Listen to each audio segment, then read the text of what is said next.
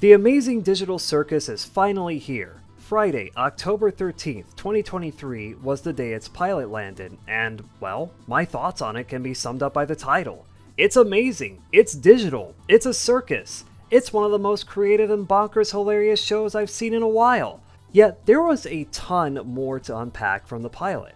This isn't just a dark comedy about a weird digital world that came straight out of some late 1990s fever dreams sponsored by Humongous Entertainment, Kid Picks, and those I Spy books.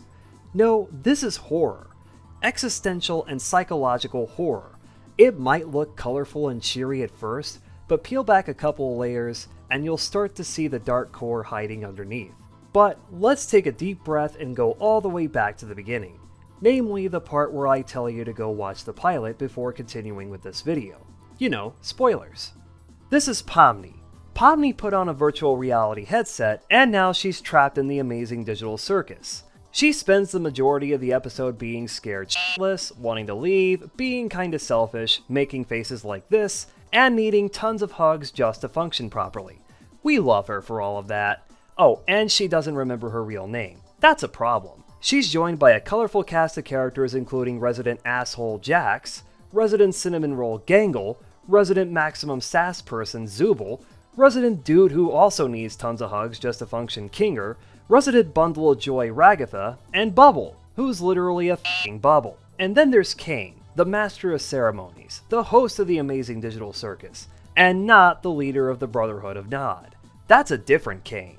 It's safe to say that I fell in love with all of these characters when the first teasers and trailers for this show landed. Seriously, how can I have a singular favorite? They're all my favorite. Favorites? Plural? You get the point. What sold them for me wasn't just their designs, but their expressions, their body language, all the visual gags they were part of, and their personalities. Not to mention how fun these characters were to watch. That, in turn, was what sold me on the show itself. Going back to Pomni for a moment, I can't even begin to imagine the sheer amount of dysphoria that comes with being forced to potentially live the rest of your life as a cartoon jester character in a digital world. You can see her mind trying to process that in real time, and I love how she immediately started going out of her way to find an exit upon arriving. Like, she doesn't want to stay for the sake of a bunch of people she just met, even if it felt like the world itself was forcing that upon her. Oh yeah, about that. As I mentioned earlier, the world of the Amazing Digital Circus has the look and feel of a late 1990s fever dream. Some people have said that its visual style is headache-inducing, eye-straining, kinda busy, over-designed even, and that its attempts at creating a surreal atmosphere and aesthetic didn't quite stick the landing. And I can understand why. However, that wasn't a huge problem for me personally. Still, this is a pilot, and I'd say the visuals will improve in future episodes. That aside, I don't know what else I can say about the world aside from pointing out how colorful and expressive it is, and that you can tell how much it feels like a prison through the characters' interactions with it. Is it fair for me to say that it also feels alive in a weird way? Like it somehow wants the people living within it, even Kane, to go insane? I don't know, maybe I'm looking too much into things here. In any case, there are other places that the show is yet to explore, like a lake and a bunch of carnival rides, all on one small island located in the middle of an enormous void. Also part of this world is a bunch of liminal spaces that Pomni wound up in at one point during the episode when she supposedly found an exit. More on that in a bit.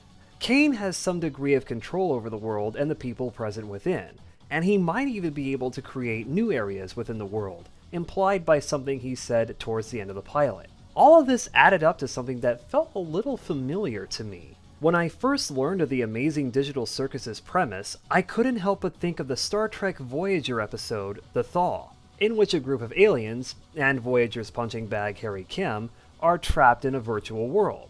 Said virtual world happened to be like a circus, complete with an AI, taking the form of a clown, acting as master of ceremonies.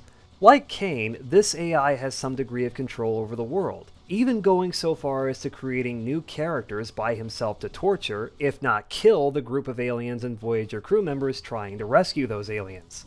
There are differences between The Thaw and the Amazing Digital Circus, of course, but I gotta wonder if there was some inspiration from The Thaw here. All that said, the Amazing Digital Circus's story and premise are, so far, compelling and intriguing enough to help the pilot do things a pilot should do. it left me wanting more. So much more, namely a full season of Pomni and a group of people she might grow to consider friends having wacky adventures in a digital world. Let's see how dark and existential this world can get. Give us more monstrosities like the abstractions, the black goo glitch monsters that appeared during the pilot. There's a cellar full of them, you know? They're all former circus members who went insane and transformed into these beings, and I'm sure that's far from the last f***ed up thing we'll see in the show. On that note, rest in peace, Kaufmo. We barely knew ya. Give us more great storytelling in that amazing blend of existential horror and comedy. No, more of that kind of comedy in general. It was on point throughout the pilot. Kinger spazzing out Gary's Mod style, a table clipping through a floor, the fact that Jax is a character here. Love it. Give us some more lore and mystery, like what was going on in those liminal spaces Pomni went to. Much of that sequence felt like setups for future episodes, namely that one really crusty looking computer we saw. What information does it hold? Pomni's real name perhaps? The real names of the other circus members, even the ones who abstracted? What's the deal with that CNA logo? Does the C stand for Kane? Did he have a partner named Abel? If this crossed out icon seen in the dorm hallway is any indication, Kinger had a wife or a close friend who abstracted before Pomni's arrival and is probably in that cellar. Something tells me we'll know all of those details in due time. But perhaps the most important thing I want more of is that animation quality. No exaggeration, no sugarcoating, this show's animation quality is so good. Shockingly good, considering this is a pilot. So much detail and intricacy, I don't know what else to say about that. And how have I not yet mentioned how great the voice acting is? Michael Kovac, Elsie Lovelock, Lizzie Freeman, and Sean Chiplock. Hats off to you and every voice talent who worked on this. And hats off to Gooseworks and Glitch Productions, all the animators and 3D modelers, everybody who helped make all of this possible for creating such a promising and awesome new show. Again, the Amazing Digital Circus was something I was looking forward to ever since its first trailers and teasers landed earlier this year, and I'm glad I found myself enjoying its pilot so much. Enough to want more episodes, even a full season. It warms my heart to see this show getting all the love and recognition it deserves. And you can tell that the people behind this show are having so much fun creating it. Here's to more wacky adventures with Pomni, Jax, Ragatha, and everybody in the circus in the future.